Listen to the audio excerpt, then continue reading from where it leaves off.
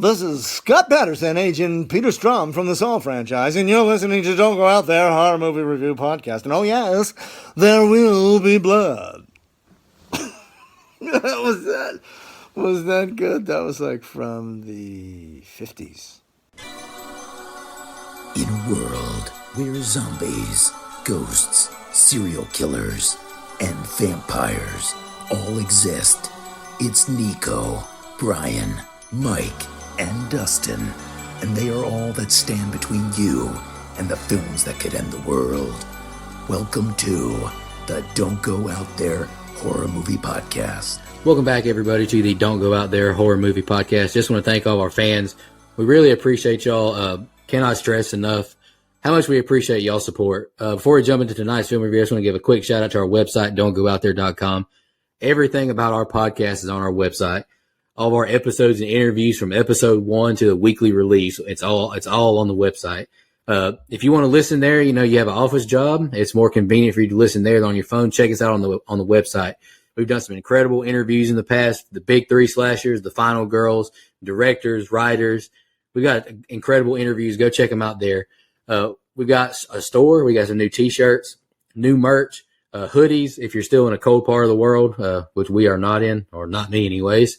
We got mouse pads. We have Shan's Etsy page if you want to grab a tumbler, Rep DGOT. We would love to see the pictures if you have any of our merch.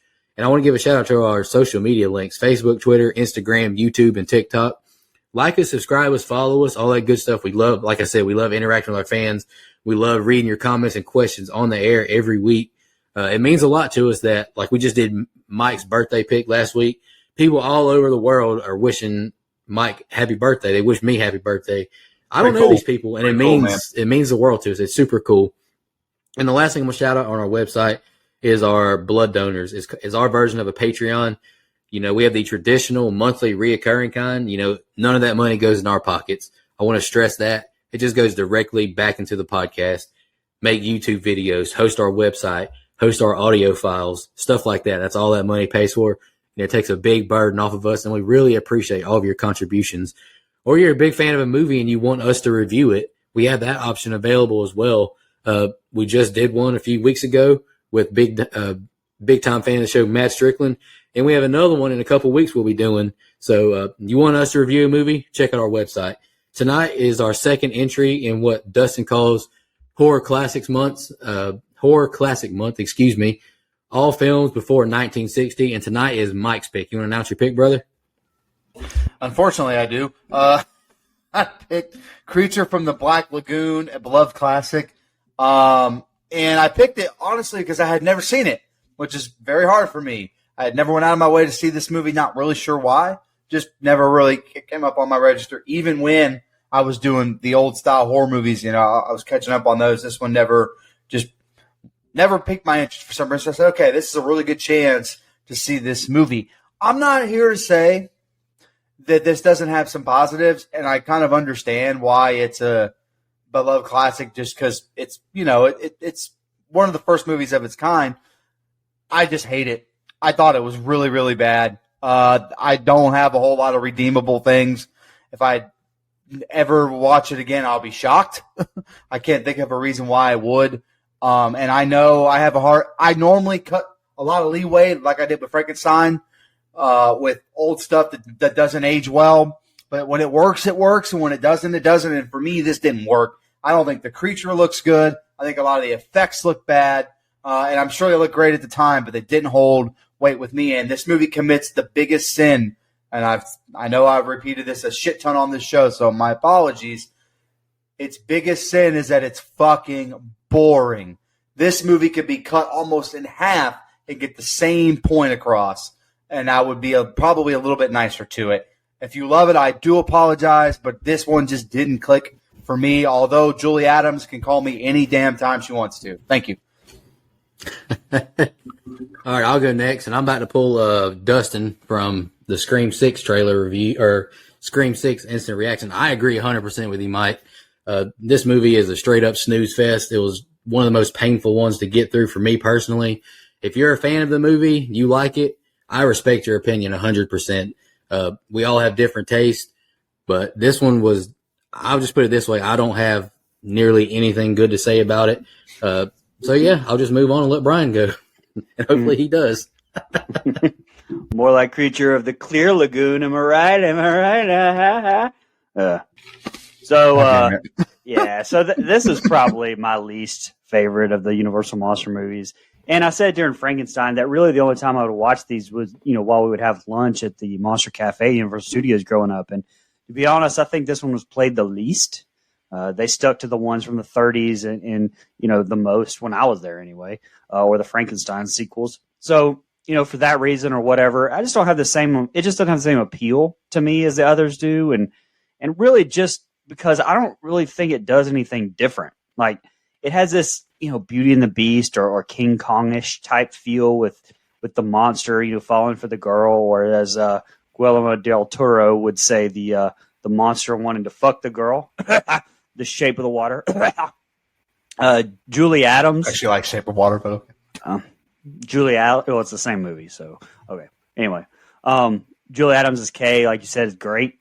She's absolutely breathtaking in this, but the rest of the cast is forgettable. And if you guys can tell the difference in Mark and David, you're doing better than me. From what I can tell, half the internet as well. Thank you. Same, brother.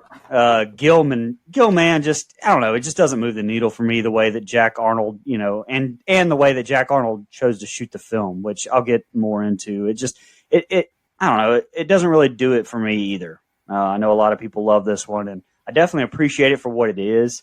But I do think it's its own worst enemy throughout.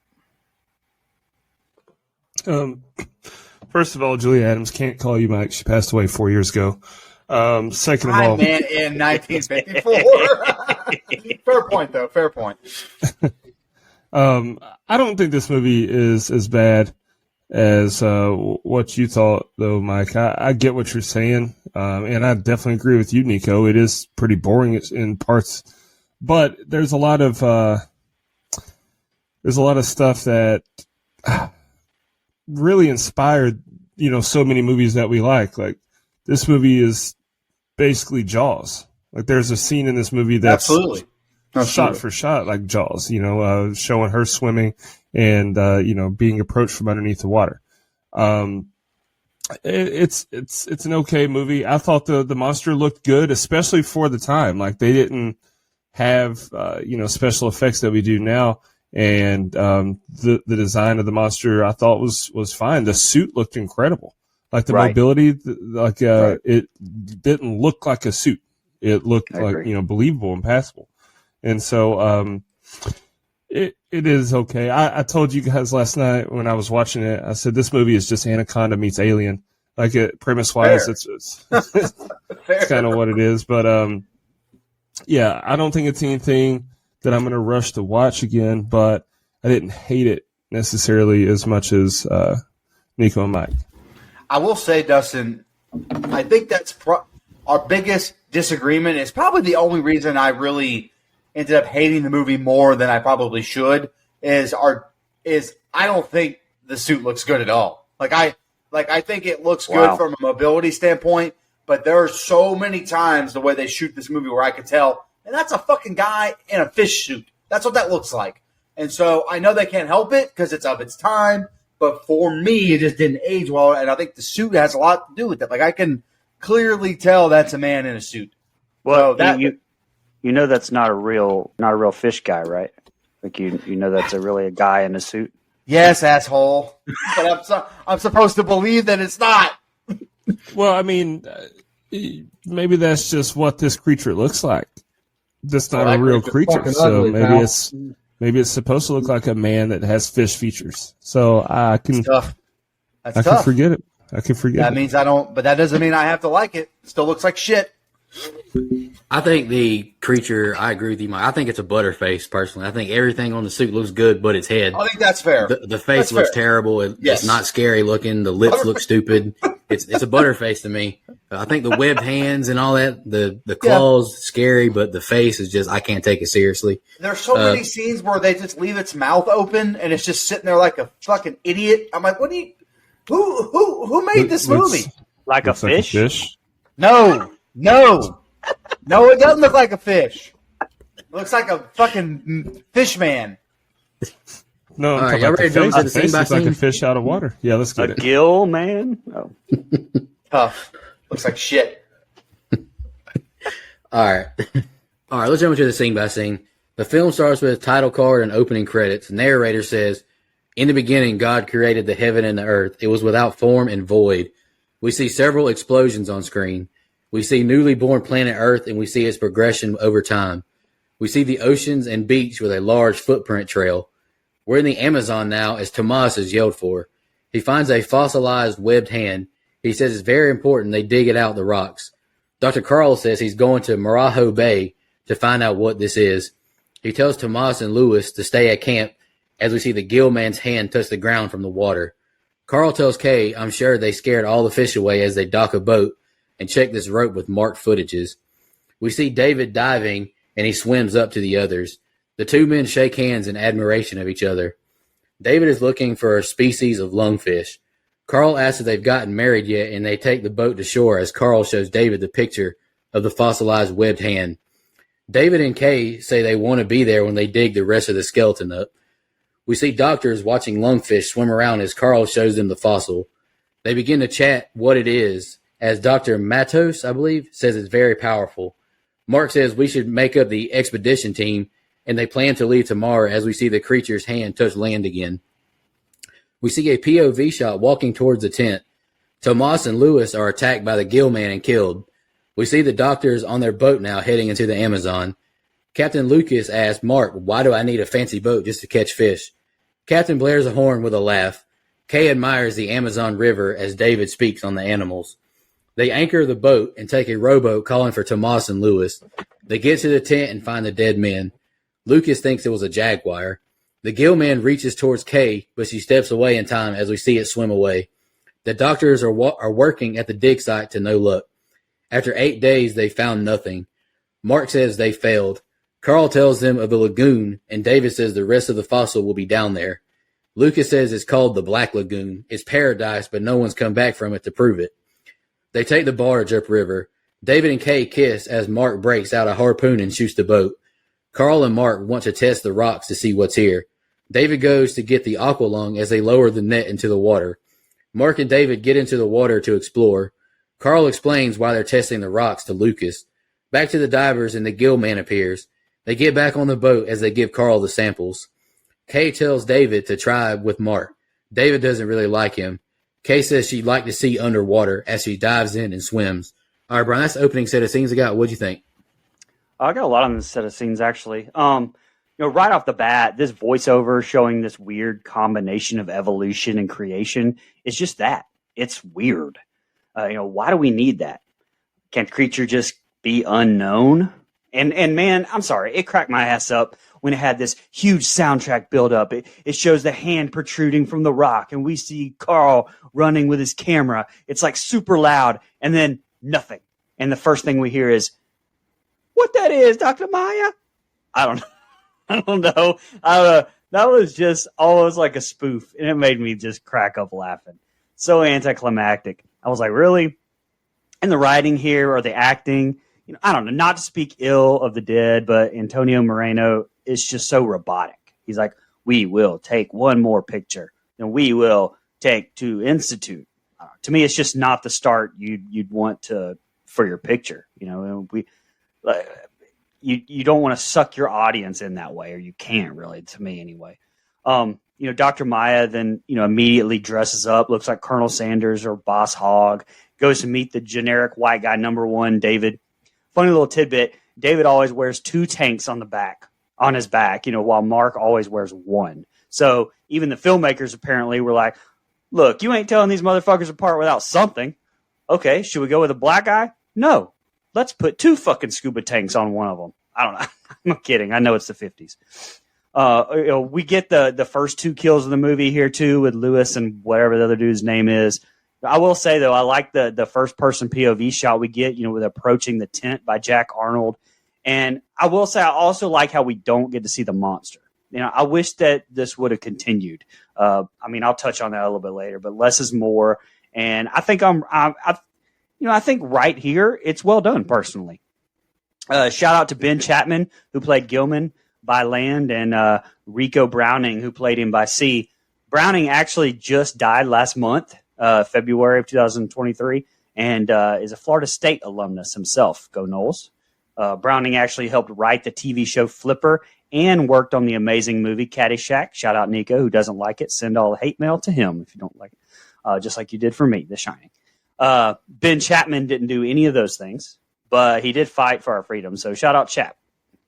Also, shout out Palatka, Florida, for serving as Amazon here. It looks nothing like the Amazon, and it does make me laugh a little bit with their description of it being as like it's as it was 150 million years ago.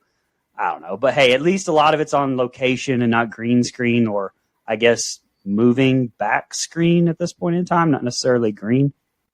The Black Lagoon is a pretty clear lagoon in these underwater shots. I mean, I'll say, but it is different, especially then, like, you didn't see a lot of underwater imagery in film. So, that coupled with, being intended for 3D, I can definitely see the draw for this, for Jack Arnold and company. Even if it did get pretty boring and monotonous to watch nowadays, you can definitely tell the shots that were intended for 3D, like, especially with the divers coming right at the screen and, stuff like that. But for fuck's sake, it's like 5 to 6 straight minutes of screen time with them swimming around.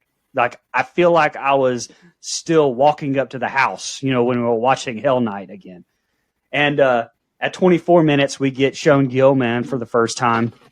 Again, I'll say less is more, and I don't think they should have, shown him much throughout, but they did. So I disagree with Mike. I do think that Millicent Patrick did a great job with the creature design, much in the same fashion as we spoke in Frankenstein. Like, Bud Westmore fucking took credit for the creature for years because Millicent was a woman and he was a dick face. But thankfully, history has kind of shined light on that, and credit to Patrick for honestly a fantastic and obviously a legendary design, in my opinion. So besides it being funny that Kay is jumping into a crystal clear, not at all black waters of the dangerous Amazon Black Lagoon, fucking ridiculous for no reason, just jumping in it, swimming. That's all I had for this set of scenes, really. Okay, so actually this set of scenes is the one I have the most on. I think it's probably the best, which is saying something. But I at least will give this set of scenes a mixed bag. I think there's some good here. I actually like these old opening credits, Brian. Like, I think, like, even the voiceover, while, like, cheesy and hokey now, like, I feel like they add like a touch of, like, old-time Hollywood, and that's kind of cool. Like, I can appreciate them for that. But I'm not, all this explosions and this, like you said, soundtrack build up, it aged like milk, man. I don't think it's very good. Now I will say, coming out right here, I have appreciation for the practical effects. And when I say the suit looks bad, Nico really put my words better for me, that it's really just the face. It's not so much the hands and everything else, because this hand coming out of the water looks great. Like, I think it looks really good. It's actually one of the few things that's shot real well, which is something I have a problem with right here off the bat, where the camera work in this movie is pissing me off. And I know it's 1954 and stuff's not going to stay as steady, but there's some shaky shit that just bugs the pit. I don't know. There's just some stuff in the camera work that really drives me away from being able to pay attention to what's actually going on in the movie. You couldn't have paid me enough money to go scuba diving in 1954. Nope. Technology's not good enough yet. If you put me back in time, like, hey, you want to go scuba diving? Nope, I'm good. Because I guarantee you I can barely do that shit as it is. So, no, I'm fine with that. Kay, call me sometime. It's right here in my notes. Just thought I'd throw that out there one more time. I do like this plot. I like the story. Like, I think it's a good, well-written story. As someone who's interested in archaeology and anthropology and all those things, like, I'm into the story of what they're trying to tell. But these early kills we get right here make the Scream stabs look like a Grindhouse movie. And I know it's, again, 1954, but I just wish that it wasn't such a big deal to kill on screen back then. This part where they're on a boat, you talked about the swimming, Brian. This part where they're on a boat also fucking just drags. They're just on a boat talking for like 4.5, 5 minutes where nothing else is happening. I find it so damn boring. You could have shortened that up a little bit. I will say the captain this captain guy, he's probably the best character in the movie. He had some good comedic relief to me, especially towards the end where he kind of turns into a little bit of a badass. Again, another no one believes the woman trope. No wonder this is still a thing in horror. Happens right here again. Last thing, these underwater scenes do hold up well to me. Like you mentioned, not a whole lot of underwater stuff before this.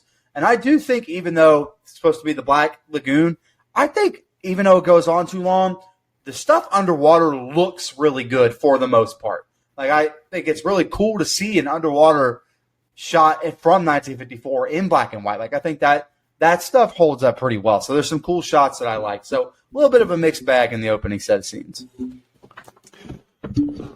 So, first of all, there's something that's just so perfect about these opening scores and credits that we get on both of these movies so far. I really love that. Like, it just feels right. But then also in the opening here, how about a movie that's opening with Genesis 1 and 2 and then incorporating science with it and not dismissing either side? I thought that was pretty cool. Like, it talked creationism and evolution in the opening scene there. It's pretty revolutionary, especially for 1954. We get a very dramatic first reveal of the hand coming out of the water. But what was the point? Like, the hand just came out and it was all dramatic, but then the hand went right back in the water. Like, it was just to show us the audience. So could have done without that, because then we get the second look and it's more practical. Like, the creature gets out of the water and attacks the guys. Like, okay, I can buy that. But that first reveal was just dramatic for no damn reason. It's also a very dramatic scene underwater. And while I get it, like, it's probably very groundbreaking to have an underwater scene like that. Like, technology-wise, I'm not really sure, but I'm sure they were just flexing their muscle. Like, yeah, look at this, how great these shots are that we can get underwater. It just went on for so long. Like, there's no need to be that thorough with that swim. Exactly. Like, that was my biggest gripe for it. And I'm going to keep most of my thoughts pretty quick and to the point tonight because I feel like shit. So go ahead, Nico. All right, she backstrokes like an Olympian as we see the gill man lurking and pursues after Kay. It swims right underneath her and goes back into the grass. It touches her foot and swims back to the grass to hide. Lucas yells out to Kay, saying she's too far out. They pull up the anchor and head towards her. The gill man swims after her as they help her on board. The boat rocks when something gets into the net. They try to pull the net up, to much resistance. They finally get it out of the water and see the net destroyed. They find the creature's claw and are amazed. David tells Mark he sounds like a big game hunter as they get back into the water and he brings his harpoon. They get back in the water with a camera looking around for the creature. They swim after the creature and shoot it with the harpoon. They get back on the barge as David yells at Mark for shooting the creature. They go into the barge to develop the film of what they took pictures of. Kay thinks it might be a camongo. They look at the picture and only see grass. The gill man is on the boat now and kills Chico. It was dragged into the water by a demon. Carl shows them the footprints as Lucas tells them he's heard of the legend of the manfish. Lucas says to use rotenone to bring the creature to the top of the water. They spread the poison into the river from the rowboat. We see several floating fish, but no creature. David says it might be dead from the wound or the rotenone isn't deep enough. They go back on the rowboat and drop more poison deeper into the water. We hear a splash and everyone's on alert. Mark says they won't believe us unless we take it. It's nighttime now and we hear more howling from animals. The creature grabs hold of the anchor rope and climbs aboard and Kay screams when she sees it. She says the lantern scared it off as it swims away. They put the spotlight on it as it falls back into the water. Lucas says the drug might last an hour or two, but who knows on that thing. David and Mark swim after it. They go into a grotto and pursue the gill man.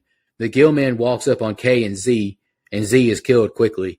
David and Mark run towards the screams as Kay falls down hilariously for no reason and is scooped up by the gill man. It falls over from the drugs as Mark hits it with the gun. They wrap the creature in the net and trap him on the barge. David tells Mark we're not leaving until we finish our work. They leave Edwin in charge of watching the creature. Kay can't sleep and joins Edwin scaring him as we see the gill man swim up. She asks what's taking them so long. The creature breaks free and attacks Edwin until Kay hits it with a lantern lighting it on fire, and it flees, jumping into the water. And the next set of scenes are the ending. Go ahead, Brian. Again, at the start of this, I mean, there's some beautiful shots of Kay swimming, like you said, but come on with these fucking shots of people swimming around. I mean, at least, there's at least 2 minutes worth of it here before we get some ominous music and, old Gil spots her. But, that won't be it for this set of scenes. We're just more swimming coming soon. Okay, so we already talked about how good the suit looks, and we've all agreed on that. But this is seemingly otherworldly, right? Like, I mean, underwater. Like, this is supposed to be an evolved creature from water, so it should swim like one. Like, I know back in the 50s, that was probably a task that was beyond impossible, but it just swam like a normal dude. And to me, like, it should be fast, it should be lethal. It should be swimming like a fish, not, fucking uncle. Swimming like a dude in a fish suit, huh? Anyway. Not swimming like old Uncle Jack trying to pull you under water at the family reunion or something. I don't know. Weird comparison. I know, just all I can come up with there. You can definitely tell, though, in this scene where Kay is swimming, like it was taken later by Spielberg and company for Jaws, and that opening Chrissy kill. By the way, my number 10 best opening kill of all time. Listen to all of ours ranked at dogwalter.com. But yeah, the multiple camera angles, the cuts, the edits, it's very close to Jaws. And I know I gave shout out to former Florida State Noel Browning for being, Gilman underwater. But I also saw where Browning had some issues adjusting to the suit underwater. So a stuntman with scuba experience, Chuck Wilcox, was hired to finish the project. But part of the deal was that Wilcox could not take credit for the film. True, not true? I don't know. Blame IMDb. I do. But then we get nearly 2 more minutes of swimming. And good Lord, it's boring. And, good thing they cranked that boat up to go out and get her because, she was like a whole 30 yards away, practically a mile, right? But anyway, no tension there at all like we were supposed to be getting, in my opinion. And up to this point, we've been led to believe that there's a super strong, dangerous monster creature. But pretty quickly here, it's turned into a relatable creature, that we start to feel sorry for and realize that it's this group that's the real bad guys. It's mostly generic white guy, number 2, Mark, Mr. Single Tank, as I call him. And to me, it's just not as scary. And I didn't love the shark from Jaws, as an example, or I didn't feel sorry for it. And, that's one of the biggest downfalls of this movie, in my opinion. Now, I know it's more sci-fi than horror, and yeah, it's a different time. But, I didn't feel that way towards Dracula, for example. And I don't feel like Aquaman here has the upper hand at all when Mr. Single and Double Tank go after him. I feel like they're the threat, and he's not. And that's just bizarre to me. I'm sure there's some underlying environmental wellness or eco themes that, maybe aren't so underlying, but it just didn't work for me on that level is all. Oh, and this plan with the cocaine they're spreading in the water, that made me laugh too. Like, how much shit would just start floating to the top if you put this shit in the fucking Amazon river? Like we got like 10 fish. It cracked me up. Now, Cocaine Gilman, I want to see that fucking movie. Trademark, copyright, trademark. But anyway, this is my least favorite set of scenes in the movie. I mean, yeah, some action finally happens, but it feels like it's just all fucking swimming, and without the benefit of 3D, some of these shots, again, just don't work. Like the bubbles, the fish, and Mark and David sitting in the boat talking. I don't know. Regardless, you could cut like 5 real-time minutes of just swimming. And hell, even more out of this scenes if you wanted to. I mean, plus, man, Gilman's WWE entrance music every time he pops on screen, it just wears on me after a while. Like it, I don't know, it did me anyway. But I do need some Rey Mysterio with my guy just jumping out of the water like Dustin did his Freddy 2. That would have been Freddy fucking 2 great. gif. Plus, my guy has to get better security at the Gill Cave. Man, can't be just walking on anytime he wants to. Come on, go ahead. I know there's a lot of swimming, and we both have complained about that now, but I can watch Kay swim in black and white, Technicolor, grainy Skinamax, doesn't matter. I'll watch her swim anytime. Anyway, what I say? Go ahead. You Brian. said Granny Skinamax. I said grainy, Yeah, like back in the day, we used grainy. to have to sneak the channel. Grainy. So mom and dad wouldn't Granny find Skinamax. out. No. Well, you know, Well, whatever. Anyway, you asked what you said. I thought it was tomato. Anyway, these underwater shots where you finally get to, well, we saw them already, but like really up close, you get to see the whole creature. They don't work for me, brother.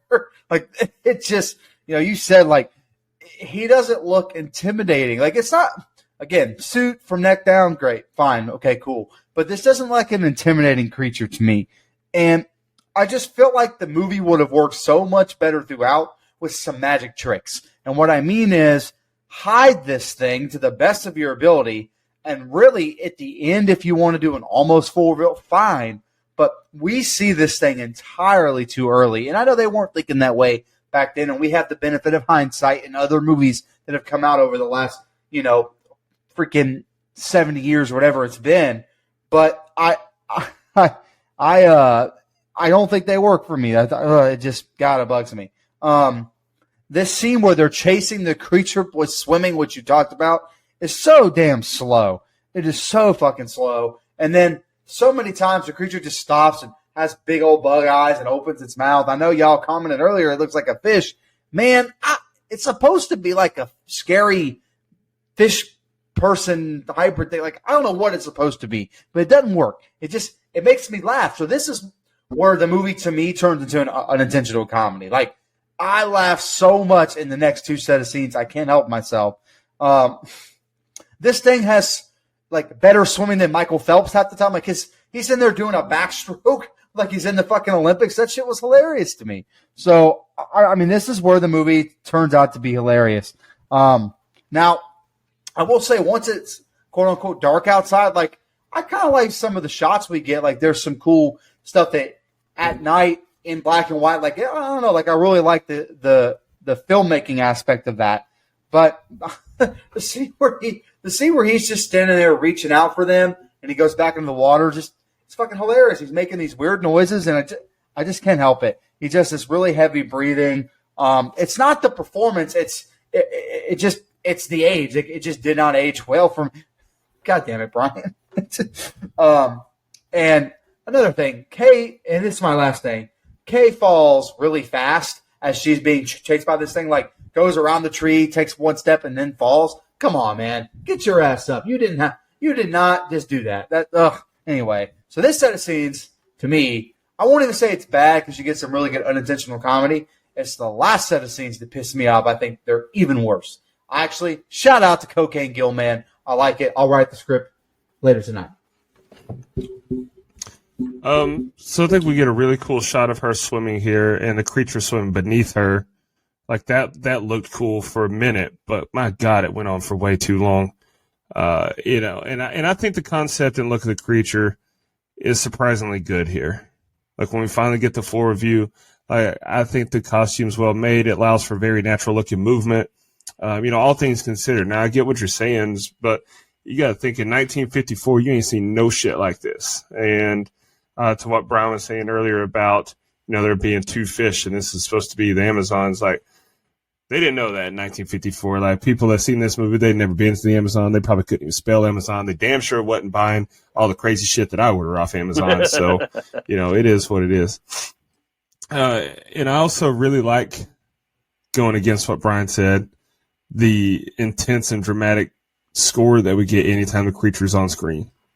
Like, it does kind of, because they do it so much, Yes. It kind of wears on you, I guess, but it just makes it that much more meaningful and impactful once the creature's on screen. It really drives up the tension. And, also I'll say, I don't think it was bad looking effects on the fire either. Mm-hmm. Like when Gilman was, I keep wanting to say Gilbert, but that's old wrestling. Gilbert. When Gilman was set on fire there, I didn't think that looked bad either. It definitely benefited from being in black and white, though, because if it were color, I'm sure it would have looked worse because you could, tell that he wasn't really on fire. But for 1954, I didn't think that was bad at all. This set of scenes wasn't my favorite either, but I agree with Mike. Like, the ending kind of left a lot to be desired for me, so this one's just kind of middle road for me. All right, guys, here's the ending. Edwin is severely hurt and bandaged. David says if infection doesn't set in, he may pull through. Suddenly, Mark wants to leave the lagoon and David wants to stay and work. Mark says they will listen to him until Lucas puts a knife to his chin. They start the engine to leave, but they realize they've been barricaded in by the creature. Lucas says there's no damage as Carl shoots at the creature. David hooks the winch to the logs and starts it up, but it breaks free after the creature lets the chains loose. Mark wants to go with him and be the bait. The two men begin to fight now as David knocks Mark to the floor with a swift punch.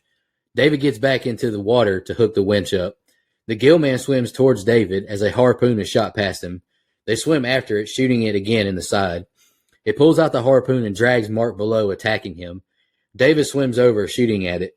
Mark floats up to the surface limp. David asks Lucas how much rotenone is left so they can make it groggy so they can escape.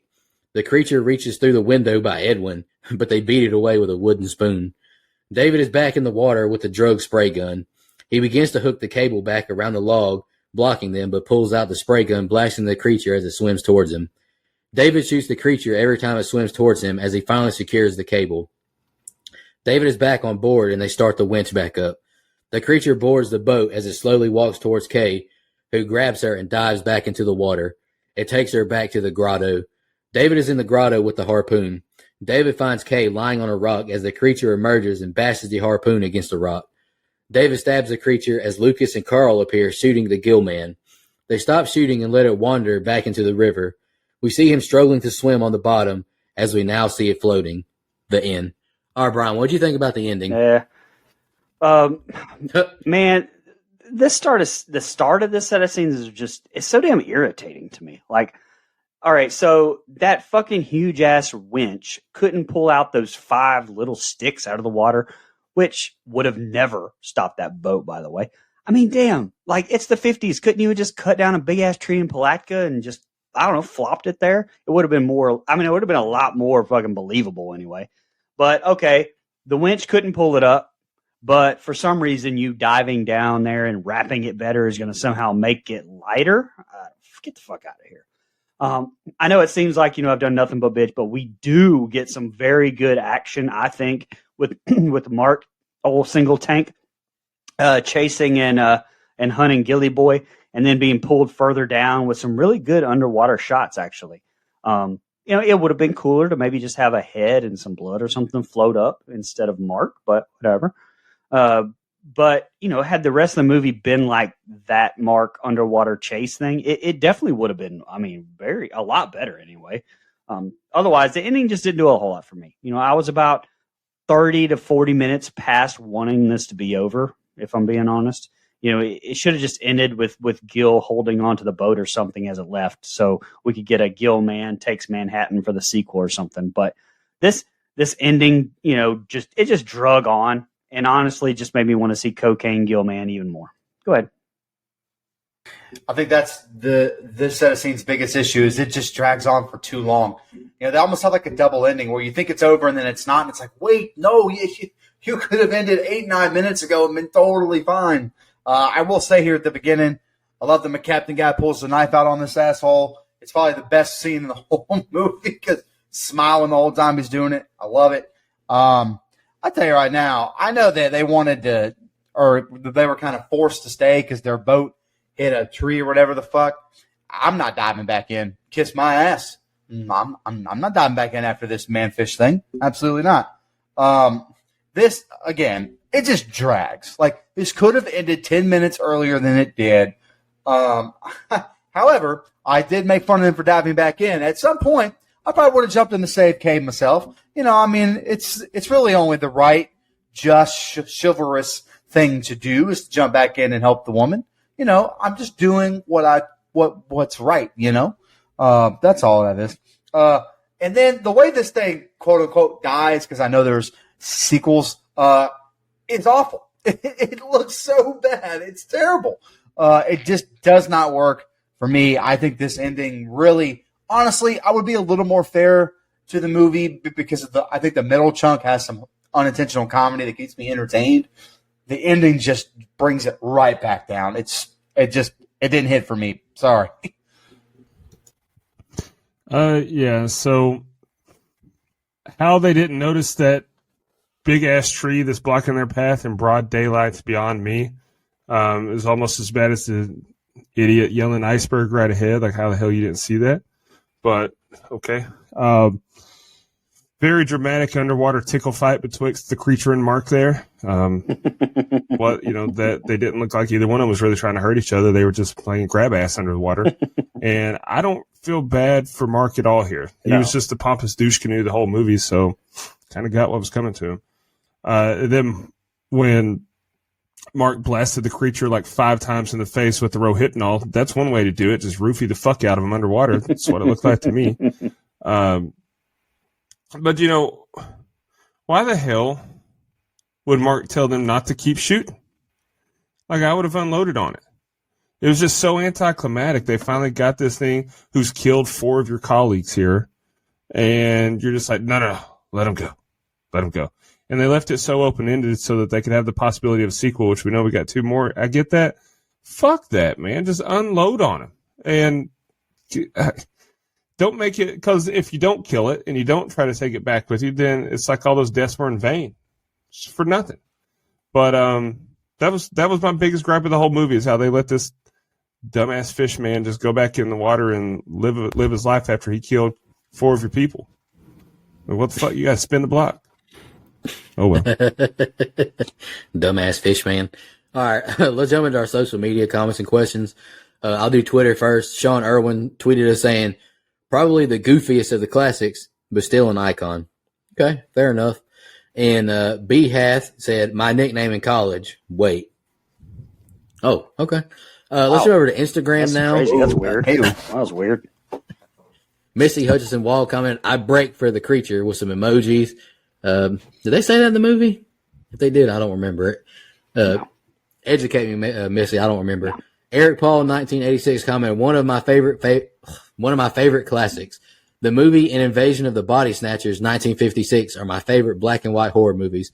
I haven't seen that one, so to no one's surprise. That one's better than this one. I'm telling you, pal. All right, and the last comment we have is from Chris_2020. Always curious about a modern rendition of this property. Feel like The Shape of Water 2017 was a really good close look into this style of creature feature in modern day. I haven't seen that. Is that one pretty good? I liked it, but a lot of people didn't. So, well, the creature gets to fuck the girl in that one. So yeah, I was gonna say they actually fall in love in that one. Oh yeah, love. Hey, I mean, it is technically. Yeah, I know. It's just Romeo and Juliet with a fish. Come on, pal. All right, guys, let's jump into fun facts. Brian, Dustin, y'all got any? I don't have any tonight. I've got 2. I don't know if so Jack Arnold directed most of the Brady Bunch episodes from 1969. In one of them, centering on the boys raiding the girls' slumber party, Bobby Brady wears the creature mask from this movie. And the last one is pretty interesting. It passed by the British Board of Film Censors on April 20th, 1954, with an X certificate rating. Premiered at the London Pavilion on Friday, December 1954. In spite of the film's later status as a cult legend, the original West End run was just only 3 weeks. Yeah, so I got a few here. I think we mentioned that 2 different stuntmen were used to portray the creature. And as a result of 2 different suits were used for the movie. Rico Browning played the creature when it was in water, and he wore a lighter suit to help it come through on film. Ben Chapman played the creature when it was on land, and it was a darker suit. The film was originally produced in 3D. That's interesting, especially for the time.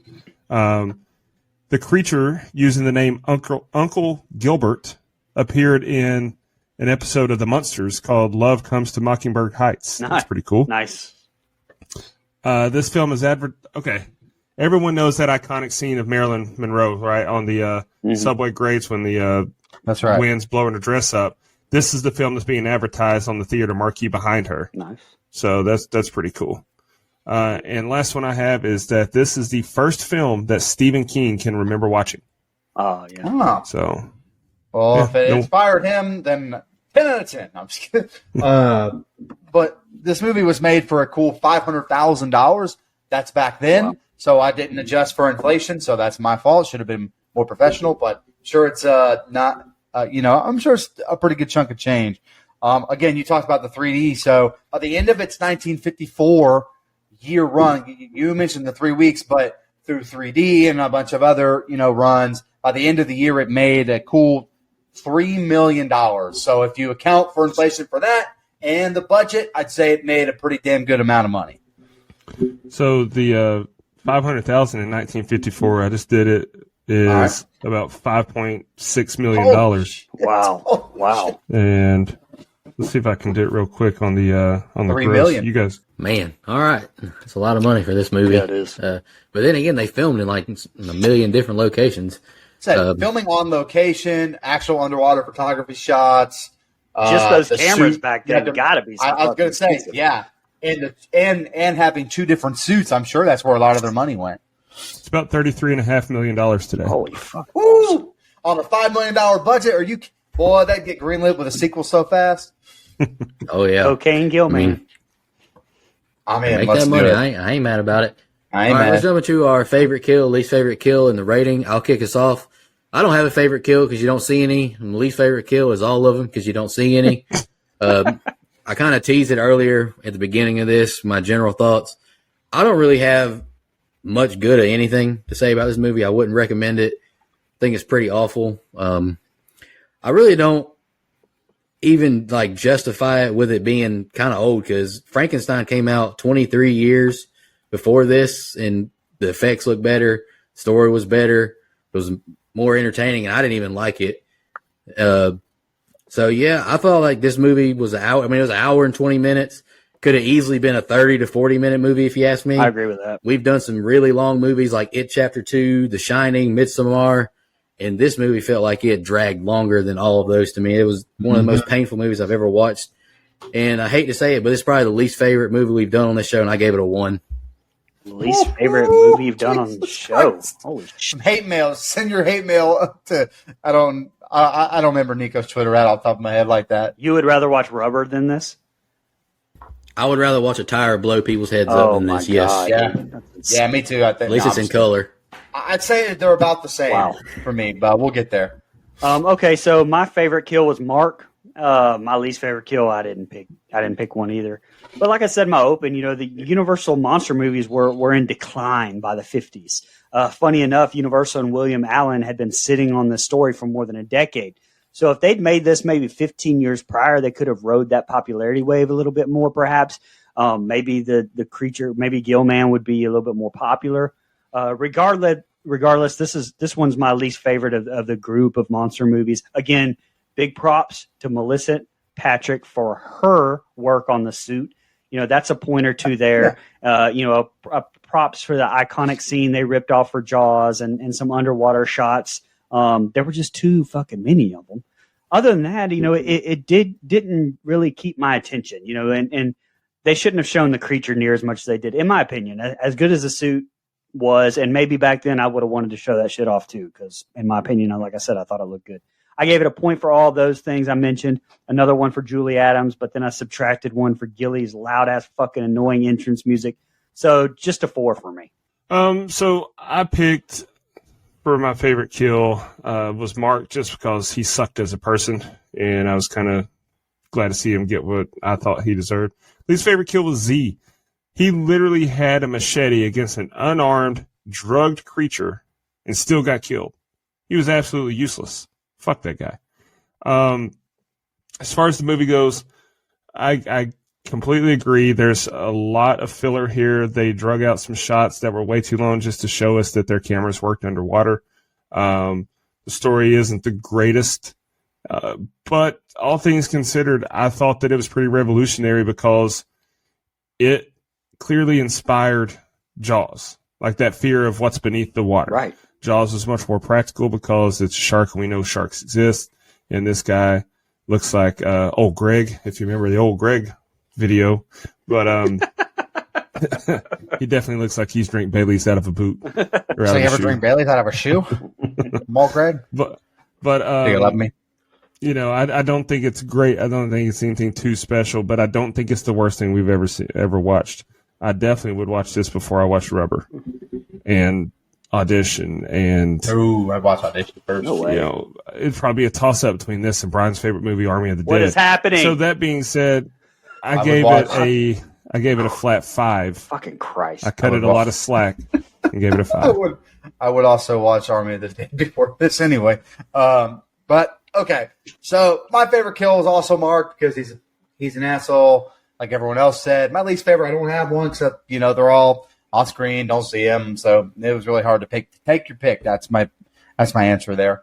I've had my gripes. I've said them. I think this movie drags. It's slow, and that's weird for me because an hour and 20 is normally a runtime I would applaud to the high heavens. But it felt way longer than that while watching it. I checked how long this movie had left so many times while taking notes. I was ready for it to be over. That's not to say that I don't appreciate the work that the team that made this movie put in. I know that this is a beloved classic. I know that the suit, I'm probably in the minority. I know a lot of people love it and its look and its classic aesthetic, and that's great. But it didn't hit for me. And once I got a good look at the creature and I didn't like it, it became a comedy for me. Like I couldn't take it serious anymore. So that really affected how I viewed the film. Look, all in all, I think there's some good acting performances, some decent shots. The story is okay, but the movie just drags and drags and drags like I'm doing right now. So all that being said, I gave this movie a 3.5. So that gives us a composite score of a 3.375. God. Really close to IMDb's average rating of a 6.9. Really just right there with it. What the fuck do they know? Christ. Insert SpongeBob meme. We probably did this shit all over a beloved classic, but I mean, we got to be honest on this show. We can't, just say what it, I enjoyed Frankenstein. I did not enjoy this. Oh, well. Hey, DGOT_Nico on Twitter. Or you can hit us up on social media. You can call me out if you want to. It's fine. Any more final thoughts on Creature from the Black Lagoon before we just shout out our blood donors? And I'll announce my pick for next week. Yeah, Nico, I heard A24 is coming out with a remake of this, so you should be in good spirits. I don't like every A24 movie. Right. There's that one that he doesn't. That one. that one he doesn't like very much. We got the Scream 3. It's a good movie crew in tonight. All right, let's shout out our blood donors. James Camper Level I was in that Recurring. movie. Relax. That's not what. All I said is that it's not as bad as everyone says it is. That's it. That Scream shit's 2's ass. worse. Camper Level Reoccurring. It's Clayton J, Nina, Michelle Mirza, Andrew Ferguson, the Horror Movie Crew Podcast, Alex Seligson, Eric Doolittle, Sean Irwin, Brian Samick, and Michael Evans. He's a new blood donor. Appreciate you, brother. Camp Counselor Reoccurring, Hunter Nelson, Dennis Kennedy, Edwin Hernandez Gunn, Joe Swinford, Jennifer Davis from the Too Close to Home Pod, Heather Smith, Kylie Denise, all the way from Australia, Adrian Aiello, Jake Hambrick, Clay Moore, Karen, Matt Strickland, and Gail Kuntz. And we also have a final girl donor, Missy Hutchinson Wall, and we'll be doing her review in a few weeks. I feel like before we end this show, I want to give Dustin the opportunity to shout out his new podcast, but I'm going to announce my pick for next week for Horror Classic. Dustin had two themes that he was talking about, Vampire Month, and then he switched to this, and I was kind of considering picking this one anyways. So I chose 1933's Dracula. Nice. Nice. It was more iconic than motherfucking Dracula. You know what I'm saying? So let's just roll with Dracula. And Dustin, go ahead and shout out your new podcast. Hey everyone, Dustin here, and listen, when I'm not watching horror movies, there's a pretty good chance that I'm watching wrestling. And if you are like me and you also enjoy professional wrestling, you may enjoy my new podcast. It's called The Lore of the Ring. It's available on Apple, Spotify, Google, Amazon, iHeartRadio, you name it, I'm out there. And if you want to hear me talk about WCW, WWF, WWE, ECW, TNA Impact, and so much more, come join me, and I appreciate the support.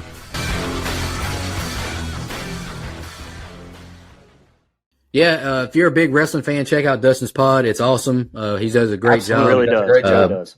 TikTok, it brought back my love of wrestling, brought back some old matches, put on my FYP. Same. I've been watching a lot of the old Rock promos, the People's Champ. So tune into Brother Dustin's new pod. He does a great job. And go ahead, Mike. Tune into next week's episode on ECW so you can hear about the best ECW champion of all time, Vince McMahon. All right, back to you, Nico. That's not on that show, pal. Wow. Not yet. It's not. 2 more years away, buddy. 2 more years away. I just want to thank all our fans. We really appreciate y'all. Y'all really make this show. I mean, we're going to do the show regardless, but having all the, you fans all over the world who love the show, leave us nice reviews, leave us comments and questions. It really does make the show a lot more special. It's Yeah, for sure. pretty mind-blowing and humbling to know that we have so many people who like Absolutely. us. Thank you for listening, and we'll be back next week. Y'all have a good one. Just want to remind everybody